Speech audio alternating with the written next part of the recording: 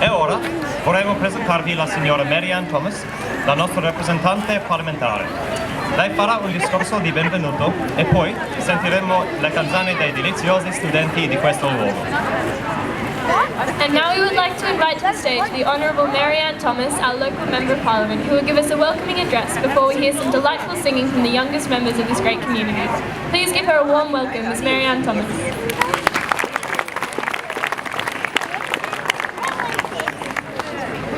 Good morning and thank you everyone. Could I say to Sissy and Tinjani, thank you so much for that acknowledgement of country. Now when Sissy first contacted the organisers, when she said 3 years ago she was a 19-year-old woman, and it is fantastic to see Sissy here with her younger cousin, inducting her into the ways of her culture. And let's not forget that the Indigenous people of this country and of this place are part of the oldest living continuing culture in the world.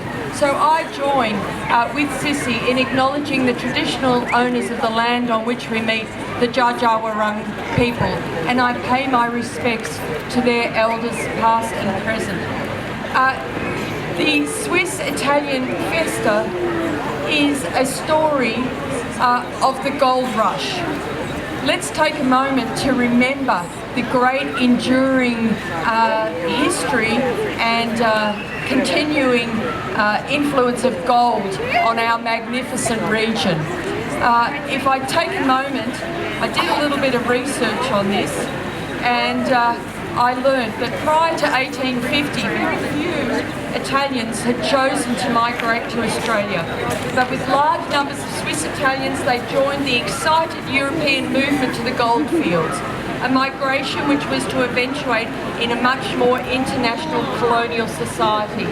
I'm reading from Italians in Evidence in 19th Century Australia by Rosalind Maguire. And don't we use today as a moment to reflect on the enormous contribution that the Swiss Italians have made, having joined the many excited throngs who came from all over the world to find gold here in these beautiful hills. Now, like migrants before and after them, the Swiss Italians were escaping drastic employment prohibitions imposed by the Austrian occupiers of Lombardy, and over 2,000 Swiss Italians from the canton of Ticino came to Victoria, New South Wales between 1853 and 1856. So while the Swiss Italians came in that first flush of the gold rush, they stayed on in our community, contributing enormously through agriculture, food and wine production. And it is that continuing culture, traditions, the food and wine, of course, for which this area is famous, and indeed the bull boar sausage, which, as I understand, is now on the endangered list of foods being produced in Australia. Let's do all we can right here in this region to ensure that the bull boar tradition continues.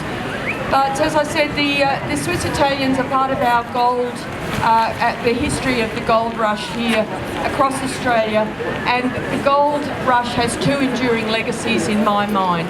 Not only has the gold rush did it enrich us both literally and metaphorically, but it has an enduring legacy.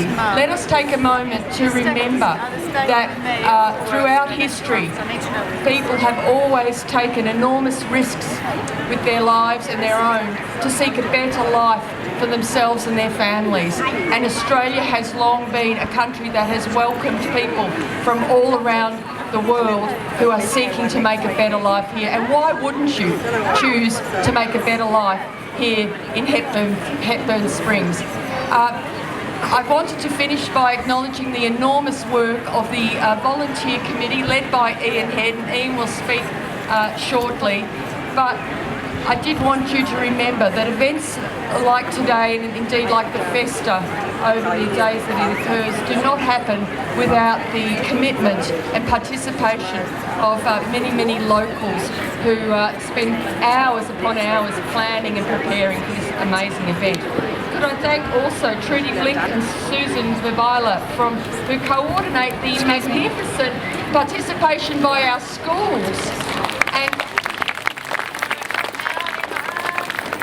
it's so wonderful to see so many children actively engaged in this fantastic event and engaged in the history of our region. Can I congratulate the Dalesford Secondary College students on their impeccable Italian. I'm going to have to brush up for next year, I can definitely see that. And I would also like to thank local businesses who, without them this event would not be possible, including the Bathhouse, Biggin and Scott, and of course our Shire Council play a great role in making this festival a reality. Here we are in the 24th consecutive year of this amazing event.